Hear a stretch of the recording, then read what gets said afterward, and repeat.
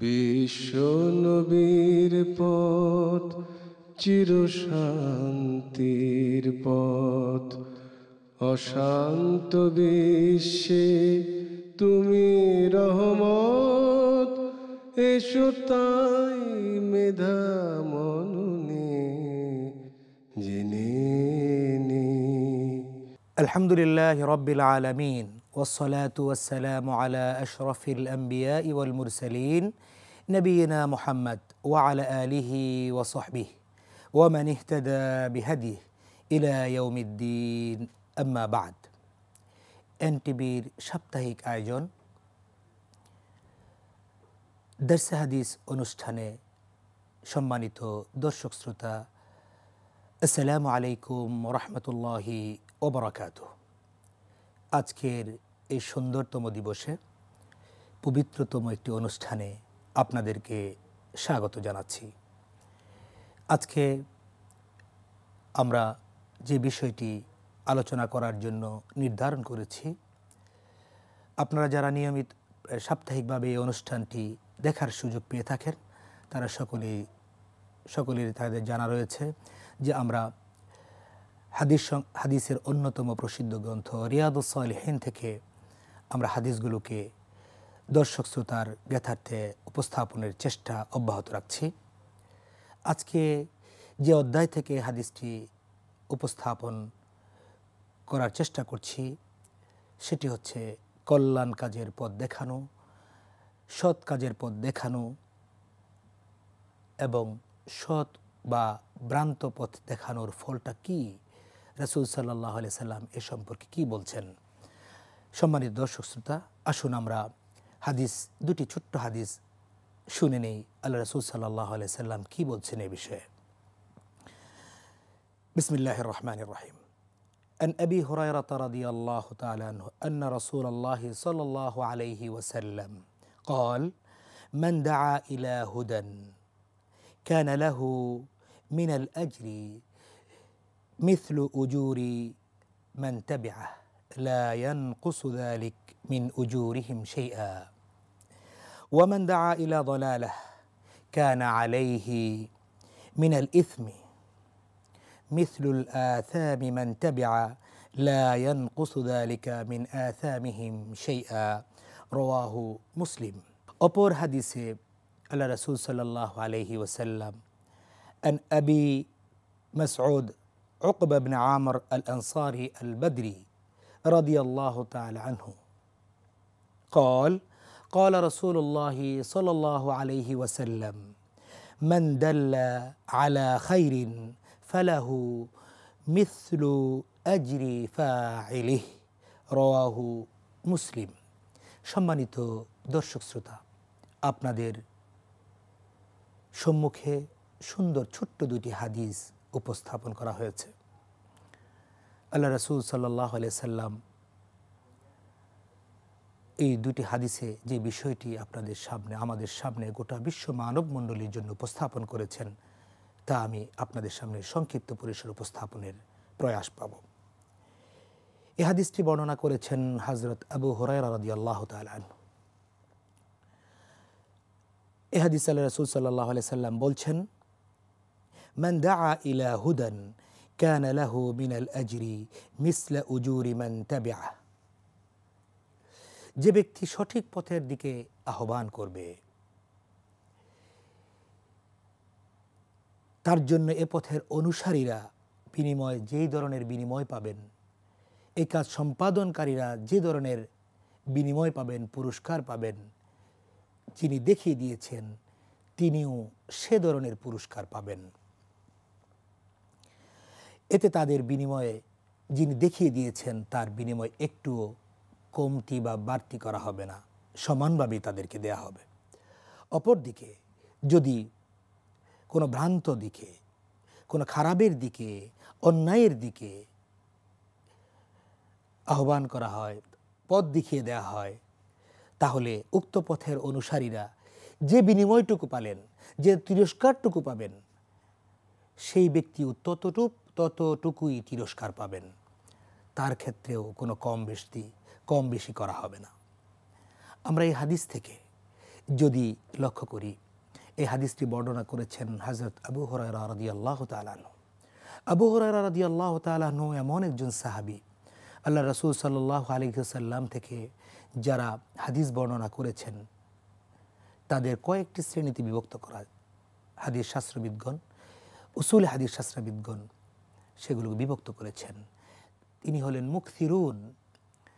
মুকথিরুন মানে যারা রাসূল থেকে 1000-এর অধিক হাদিস বর্ণনা করেছেন, এমন সাহাবীর সংখ্যা 7 জন।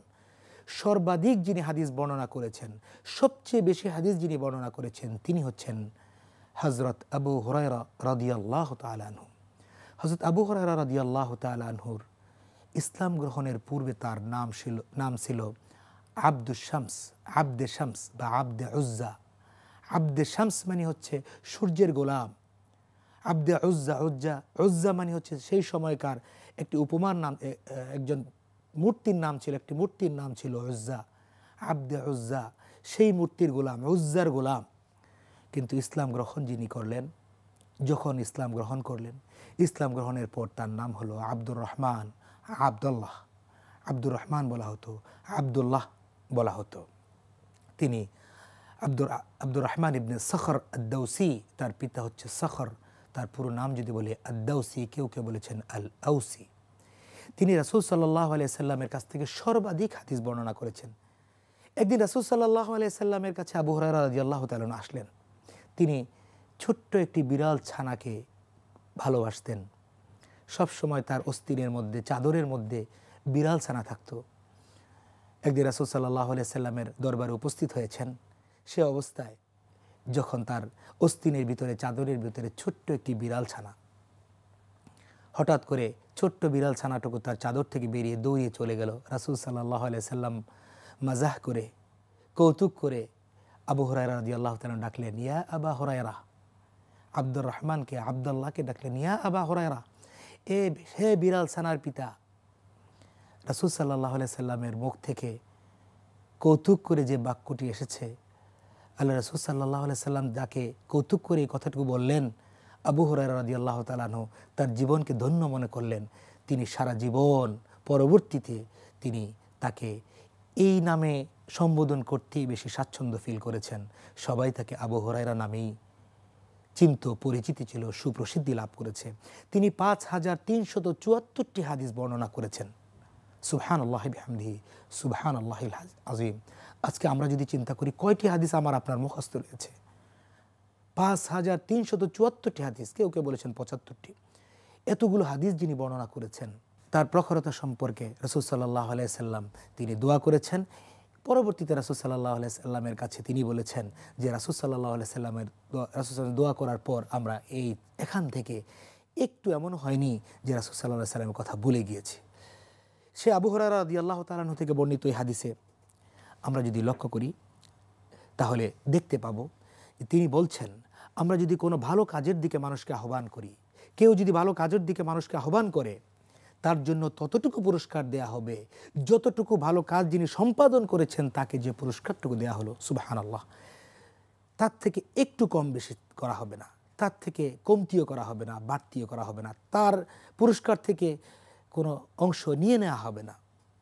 আল্লাহ রাসূল সাল্লাল্লাহু আলাইহি সাল্লাম কত সুন্দর করে বলেছেন। অনুরূপভাবে যদি কোনো খারাপের দিকে আমরা আহ্বান করি, খারাপের দিকে যদি পথ নির্দেশনা দেই, তাহলে তার পুরস্কারটাও অনুরূপভাবে যিনি খারাপ কাজ সম্পাদন করছেন তাকে যতটুকু তিরস্কার করা হচ্ছে, পুরস্কারের পরিবর্তে তিরস্কার করা হচ্ছে, তাকেও ততটুকু তিরস্কার করা হবে, তার কাছ থেকেও কোনো কমতি বা বাড়তি করা হবে না। সুতরাং আমাদেরকে মানুষকে আহ্বান করতে হবে ভালোর দিকে, নিষেধ করতে হবে অন্যায় থেকে, খারাপ কাজ থেকে। আমরা যদি পবিত্র কালামে হাকিমের দিকে তাকাই, আল্লাহ রাব্বুল আলামিন বলছেন কত সুন্দর ভাষায়, উদউ ইলা সাবিলি রাব্বিকা বিল হিকমাতি ওয়াল মাউইযাতিল হাসানা, তোমরা মানুষকে আহ্বান করবে সত্যের দিকে, তোমার রবের দিকে, অত্যন্ত সুন্দর ভাষায়, অত্যন্ত প্রাঞ্জল ভাষায়, ওয়াল মাউইযাতিল হাসানা, কত সুন্দর ভাষায় উপস্থাপনের কথা আল্লাহ রাসূল সাল্লাল্লাহু আলাইহি সাল্লামের মাধ্যমে আল্লাহ রাব্বুল আলামিন আমাদেরকে শিখিয়ে দিয়েছেন। হাদিসে এসেছে দা, আহ্বান করা, ওর একই শব্দ কোরআন শরীফেও আল্লাহ রাব্বুল আলামিন ও দুউ, যারা আমরা আরবি ব্যাকরণ সম্পর্কে অবহিত তারা জানি ও দুউ মানে আমরের সিগা, ওয়াজিব। এটা অবশ্যই পালন করতে হবে, আহ্বান করতে হবে, অবশ্যই ভালো কাজের দিকে আহ্বান করতে হবে। যদি ভালো কাজের দিকে আহ্বান না করি তাহলে আমার শাস্তি রয়েছে, যদি ভালো কাজের দিকে আহ্বান করি আমার পুরস্কার রয়েছে। আমার পুরস্কার হচ্ছে আমার জান্নাত, আর আমার তিরস্কার হচ্ছে জাহান্নাম। নিঃসন্দেহে একজন মুসলমান হিসেবে আমরা কখনো প্রত্যাশা করি না আমরা জাহান্নামে যেতে হবে। আমাদের আকাঙ্ক্ষা হচ্ছে, আমাদের প্রত্যাশা হচ্ছে আমরা জান্নাতে যেতে যাই। অপর স্থানে আল্লাহ রাব্বুল আলামিন বলছেন উদউ ইলা রাব্বিক, তোমরা তোমাদের রবের দিকে ডাকো মানুষকে, কোনো ব্যক্তির দিকে নয়, কোনো সমাজের দিকে নয়, কোনো গোষ্ঠীর দিকে নয়, কোনো দলের দিকে নয়, আমরা ডাকবো আল্লাহর দিকে। আমাদের একমাত্র ডাকা হচ্ছে আল্লাহর দিকে, আল্লাহ রাসূল সাল্লাল্লাহু আলাইহি সাল্লামের দিকে। আমাদের একমাত্র মানদণ্ড হচ্ছে, আমাদের অনুকরণীয় অনুসরণীয় মানদণ্ড হচ্ছে কোরআন এবং সুন্নাহ। কোরআনে কারিমে অন্যত্র বলা হয়েছে তাআওয়ানু আলাল বিররি ওয়াত তাকওয়া, ভালো কাজের দিকে, ভালো কাজের ক্ষেত্রে তোমরা পরস্পরের সহায়তা করো, পরস্পরের সহযোগিতা করো। ওয়ালা তাআওয়ানু আলাল ইসমি ওয়াল উদওয়ান, খারাপ কাজ শত্রুতা থেকে তোমরা পরস্পরের সহযোগিতা করো না।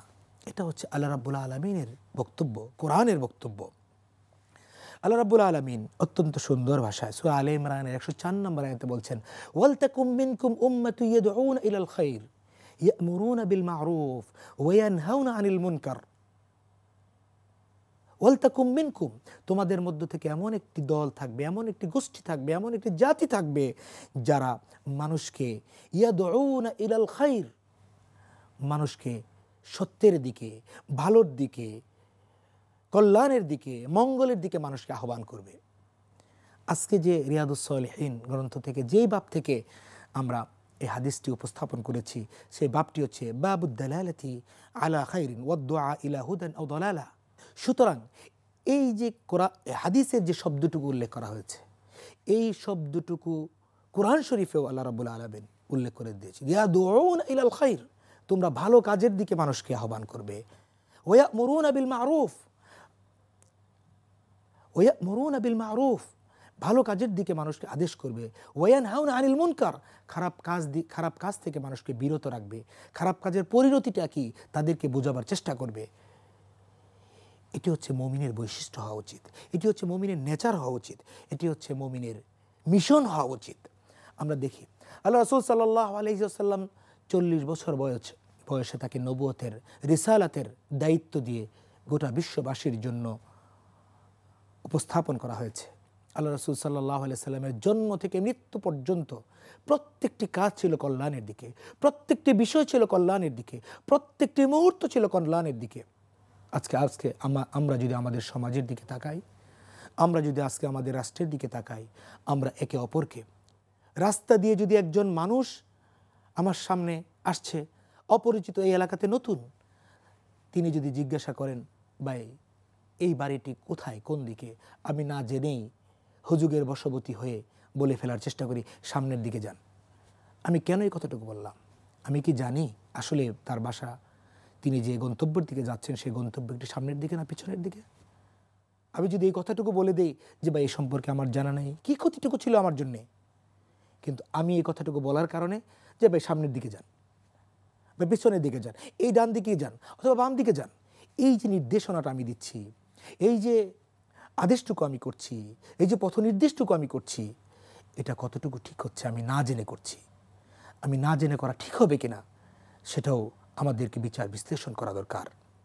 সম্মানিত দর্শক শ্রোতা, আজকে যারা সুন্দর অনুষ্ঠানটি দেখছেন, আমরা রাসূল সাল্লাল্লাহু আলাইহি সাল্লামের অনুসারী, আমরা রাসূল সাল্লাল্লাহু আলাইহি সাল্লামকে মানতে চাই। আমাদের নেতা হচ্ছে রাসূল সাল্লাল্লাহু আলাইহি সাল্লাম। আমরা তার দিকে আহ্বান করব, আমরা তার রাসূল সাল্লাল্লাহু আলাইহি সাল্লামের যে হাদিস এসেছে সেই হাদিসের দিকে ডাকবো, কোরআনের দিকে ডাকবো। আল্লাহ রাসূল সাল্লাল্লাহু আলাইহি সাল্লাম বলছেন বাল্লিগু আন্নী ওয়ালাউ আয়া, তোমাদের কাছে এমন কোনো বিষয় যদি এসে, ছোট্ট একটি বিষয় যদি এসে থাকে, তোমরা সেই বিষয়গুলোকে মানুষের কাছে উপস্থাপন করো। ওয়ালাউ আয়া, ছোট্ট যদি অংশটুকু হয়। কিন্তু আমরা কতটুকু করছি? আজকে ভালো কাজের দিকে আদেশ করলে তেমন কোনো ক্ষতি নেই, জানে নিরাপত্তা নিয়ে কোনো সমস্যা নেই, কিন্তু যদি অন্যায় থেকে বিরত রাখতে চাই, অন্যায় থেকে বাধা দিতে চাই, তখন বিপত্তিটুকু আমাদের সামনে এসে দাঁড়ায়। এই জন্য আল্লাহ রাসূল আবু সাঈদ খুদরি রাদিয়াল্লাহু তাআলা আনহু থেকে একটি বর্ণিত হাদিসে বলা হয়েছে, মান রাআ মিনকুম মুনকারান ফালইয়ুগাইয়িরহু বিয়াদিহি ফাইন লাম ইস্তাতি' ফাবিলিসানিহি ফাইন লাম ইস্তাতি' ফাবিলিসানিহি ফাইন লাম ইস্তাতি' ফাবিকলবিহি ওয়া যালিকা আযআফুল ঈমান। মান রাআ মিনকুম, যখন তোমরা তোমাদের মধ্য থেকে কোন অন্যায় কাজ হতে দেখবে, খারাপ কাজ হতে দেখবে, তখন তোমাদের প্রথম কর্তব্য হচ্ছে তোমরা হাত দ্বারা, তোমাদের যদি সামর্থ্য থাকে হাত দ্বারা সেটাকে প্রতিহত করবে। সেটা যদি রাষ্ট্রীয় ক্ষমতা থাকে, সেটা যদি সামাজিক আধিপত্য যদি থাকে, সামাজিক ক্ষমতা যদি আমার কাছে থাকে, তাহলে আমি সেই কাজটুকু করব। কেউ কেউ এটার ব্যাখ্যা এভাবে করেছেন, হাত দিয়ে বাধা দেওয়ার অর্থ হচ্ছে যারা রাষ্ট্রীয় ক্ষমতায় সমাসীন তাদেরকে বলা হয়েছে। আমি অ্যাজ এ পার্সন হিসেবে, একজন মানুষ হিসেবে আমি একা যদি এই কাজটুকু করতে চাই, অনেক ক্ষেত্রে সমাজের মধ্যে বিশৃঙ্খলা দেখা দেওয়ার সম্ভাবনা থাকে। সুতরাং এই বিশৃঙ্খলা থেকে আমাদেরকে দূরে থাকতে হবে। দ্বিতীয়ত, এই হাদিসের দ্বিতীয় পর্যায়ে যেটা বলা হয়েছে, ফাইন লাম ইয়াস্তাতি' ফাবিলিসানি, যদি তোমরা হাত দ্বারা প্রতিহত করার সামর্থ্য সক্ষমতা তোমার মধ্যে না থাকে, তখন তুমি চেষ্টা করবে তোমার মুখ দিয়ে সেটাকে প্রতিবাদ করতে। যদি সেটার মধ্যেও তোমার ক্ষমতা না থাকে, সেটাও যদি করতে তুমি অপারগ হও, তাহলে তোমার দায়িত্ব হচ্ছে ফাইন লাম ইয়াস্তাতি' ফাবিকলবিহি, তুমি তোমার অন্তর দিয়ে চেষ্টা করবে, অন্তর দিয়ে ঘৃণা করবে, অন্তর দিয়ে চেষ্টা করবে এই কাজগুলো খারাপ, এই কাজগুলো ভালো নয়, এটা অন্তর দিকে তুমি ঘৃণা করার চেষ্টা করবে, ঘৃণা করবে। ওয়া যালিকা আযআফুল ঈমান, এটা হচ্ছে ঈমানের সর্বনিম্ন স্তর। সুতরাং আমরা যদি মুসলমান হতে চাই, আমাদেরকে ঈমানের এই স্তরগুলোকে জেনে সেই হিসেবে আমাদেরকে আমল করার চেষ্টা করতে হবে। এই হাদিসে আমাদের কাছে একটি মেসেজ দিয়ে যাচ্ছে যে আমরা যদি অন্যায়ের দিকে মানুষকে আহ্বান করি, অন্যায়ের দিকে মানুষকে নিয়ে যাই, তাহলে অন্যায়কারী যতটুকু তিরস্কার পাবেন, আমাদেরকেও আমরা দেখানোর কারণে আমাদেরকে সেই তিরস্কারের ভাগীদার হতে হবে, তিরস্কারের অংশীদারিত্ব আমাদেরকে নিতে হবে। অনুরূপভাবে ভালো পথ যদি আমি দেখিয়ে দেই, যিনি ভালো কাজ করছেন আমি দেখিয়ে দেওয়ার কারণে আমাকে অনুরূপভাবেই সেই পুরস্কার প্রদান করা হবে, আমাকে পুরস্কৃত করা হবে। অপর হাদিসে, ছোট্ট একটি হাদিস, আমি দুটি হাদিস উপস্থাপন করেছি সম্মানিত দর্শক শ্রোতা। দ্বিতীয় হাদিসে যেটা আল্লাহ রাসূল সাল্লাল্লাহু আলাইহি ওয়াসাল্লাম বলছেন, আন আবি মাসউদ উকবা ইবনে আমর আল আনসারী আল বদরি সাহাবী থেকে বর্ণিত, তিনি বলছেন, মান দাল্লা আলা খায়রি ফালাহু মিসলু আজরি ফাইলিহি, যে ব্যক্তি কোনো ভালো পথ দেখায়, সৎ পথ দেখায়, কল্যাণকর পথ দেখায়, সে ঠিক ততটাই পুরস্কার পাবে যতটা পুরস্কার ওই কাজ সম্পাদনকারী পেয়েছেন। এই দুটি হাদিস একটি অপরটির সাথে খুবই ওতপ্রোতভাবে জড়িত, একই বক্তব্য দিয়েছেন আল্লাহ রাসূল সাল্লাল্লাহু আলাইহি ওয়াসাল্লাম। আল্লাহ রাসূল সাল্লাল্লাহু আলাইহি ওয়াসাল্লাম এই ছোট্ট দুটি হাদিসে আমাদের সামনে সম্মানিত দর্শক শ্রোতা কি সুন্দর মেসেজটুকু দিয়েছেন। আমরা যদি ভালো কাজ করি, আমরা যদি অন্যায় কাজ থেকে নিজেদেরকে বিরত রাখি, বিরত অন্যকে রাখার জন্য অনুপ্রাণিত করি, তাহলে আল্লাহ রাব্বুল আলামিন আমাদেরকে কি পুরস্কার দিবেন, এই বিষয়টুকু আল্লাহ রাসূল সাল্লাল্লাহু আলাইহি সাল্লাম এখানে ইরশাদ করেছেন। আমাদেরকে চেষ্টা করতে হবে আমরা ভালো কাজের পথ দেখাবো, আমরা অন্যায় পথ প্রদর্শন করব না।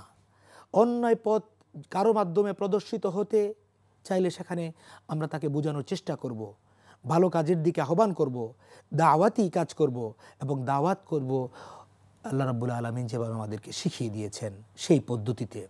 অন্যায় কাজ থেকে আমাদেরকে বিরত রাখতে হবে, সৎ কাজের আদেশ দিতে হবে, অসৎ কাজ থেকে বিরত রাখতে হবে। এটাই হচ্ছে মুমিন জীবনের অন্যতম একটি দায়িত্ব ও কর্তব্য। আসুন সম্মানিত দর্শক শ্রোতা, আমরা আল্লাহ রাসূল সাল্লাল্লাহু আলাইহি সাল্লামের অনুসারী হিসেবে আমরা তাকে অনুসরণ করব সর্বাত অবস্থায়। চেষ্টা করব আমাদের জান থাকতে, আমাদের জীবন থাকতে তার একটি সুন্নাহ আমাদের সামনে দিয়ে যাতে অবাস্তবায়িত না থেকে যায়। আমরা যদি সুন্নাহকে যথাযথভাবে অনুসরণ করি, আমরা যদি সৎ কাজের দিকে মানুষকে আহ্বান করি, অন্যায় কাজ থেকে মানুষকে বিরত রাখি, তাহলে আল্লাহ রাব্বুল আলামিনের ঘোষণা অনুসারে, রাসূল সাল্লাল্লাহু আলাইহি সাল্লামের সুসংবাদ অনুসারে আমাদের জন্য পুরস্কার রয়েছে এবং অন্যায় কাজের দিকে করলে তার তিরস্কার রয়েছে। আসুন না দর্শক শ্রোতা, কে না চাই আমরা জান্নাতে যেতে? কে না চাই অনন্ত যে জীবন, সেই জীবনটা আমাদের জন্য সুখকর হোক? কে না চাই সারাটি জীবন দুনিয়াতে ভোগ বিলাসকে বিসর্জন দিয়ে পরকালীন সুখ শান্তি? সেই সুখ শান্তির জন্য এই হাদিস দুটোকে যদি আমরা আমাদের নিজেদের জীবনে বাস্তবায়ন করার চেষ্টা করি, আল্লাহ রাব্বুল আলামিন আমাদেরকে সেই পুরস্কারের ওয়াদা দিয়েছেন রাসূল সাল্লাল্লাহু আলাইহি সাল্লামের ঘোষণা অনুসারে। আসুন না আমরা সৎ কাজের দিকে মানুষকে আহ্বান করি, অন্যায় কাজ থেকে মানুষকে বিরত রাখি। এই হাদিসগুলো সর্বপ্রথম আল্লাহ রাব্বুল আলামিন আমাকে আমল করার তৌফিক দান করুক। আপনারা যারা এই সুন্দর অনুষ্ঠানটুকু দেখলেন তাদেরকেও আমল করার তৌফিক দান করুক। হাযা মা ইনদি ওয়াল ইলমু ইনদাল্লাহ আলাইহি তাওয়াক্কালতু ওয়া ইলাইহি উনীব। ওয়াসসালামু আলাইকুম ওয়া রাহমাতুল্লাহি ওয়া বারাকাতুহু। বিশ্ব নবীর পথ চির শান্তির পথ, অশান্ত বিশ্বে তুমি রহ